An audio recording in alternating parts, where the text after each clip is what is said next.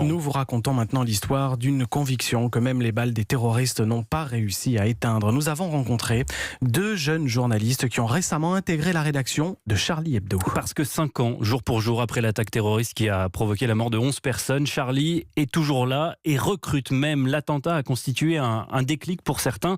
Justin Morin les a rencontrés pour Europe 1.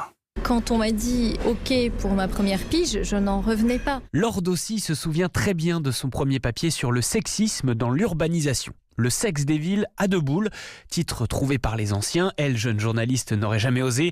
Nous sommes 3 mois seulement après l'attentat. Travailler pour dire à ceux qui ont voulu le faire taire, eh bien non, des personnes veulent continuer à écrire pour ce journal. J'étais extrêmement honorée par ça, quoi. Je me dis toujours qu'il y a des gens qui ont vécu des choses dans leur chair que nous, on ne peut pas comprendre. Eux, ils continuent malgré ce qu'ils ont vécu. Il faut au moins être à la hauteur de ça. Laure rigole presque d'autant de sérieux dans ses propos parce que Charlie, c'est avant tout de la légèreté. Malgré les portes blindées pour rentrer à la rédaction, malgré le visage des policiers qui assurent leur protection, malgré tout ça, Natacha Devanda a pris en charge le site internet il y a 6 mois. Je me souviens que j'ai entendu Rhys dire qu'il avait du mal à recruter des nouveaux parce que personne ne voulait venir.